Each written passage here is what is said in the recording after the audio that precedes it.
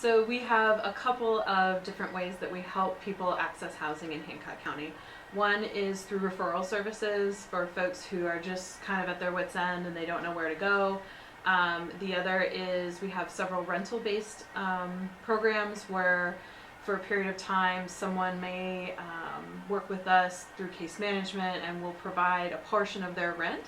And then over time, as they're working on their goals and they're achieving new things, our amount of their rent decreases and their amount increases, so to basically position them for success long term. And then we also have our shelter, which is for women and women with children, and it houses up to 9 households, could be up to around 20 people, depending on how many children are with the women who are staying with us at any given time.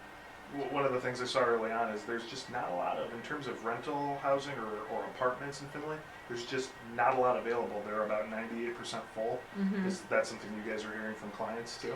Yeah, we feel it really desperately with the clients that we're serving for a couple of reasons. One, because there is such high demand, the prices of those units that are available has just grown, which is basic economics, and of course that's going to happen.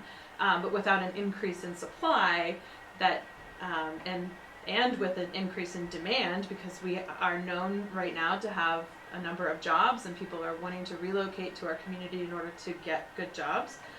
So we're influxing the number of people demanding housing, but we're not increasing that number of units available. So the price, therefore, is going to go up because now they're at a premium.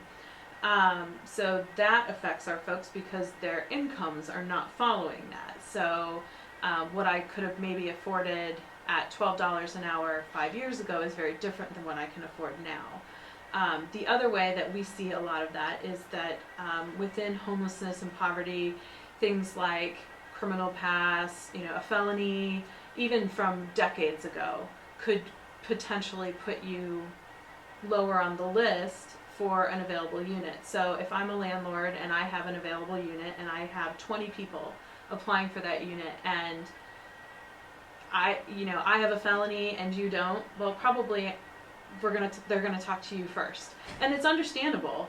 But so if I've gotten into trouble in the past, or if maybe my credit isn't so great, again, because I've been struggling with poverty and I'm trying to get, I very well may be trying to make all the right decisions, and I might be well positioned right now to be ready to take on the next steps in my life, but there's these things in my past that are going to knock me further down the list of an employer's, desirable tenant list, I suppose is one way to look at it. And again, it's really nobody's fault. We understand that, but with the increased competition, it becomes even more difficult for people who don't have a beautiful past, who maybe have changed jobs and are just starting out on something new, for them to be seen on equal footing with somebody who has, worked at the same place for 20 years and has a beautiful credit history.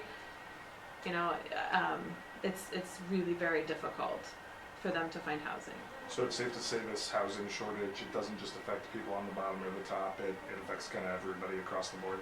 I believe so, and the data supports that as well, because even just anecdotally from where we see it, we regularly get phone calls from people who are wanting to move to our community from across the state, from out of state, from very far away sometimes, because they've heard about our job market, and so they want to take advantage of that.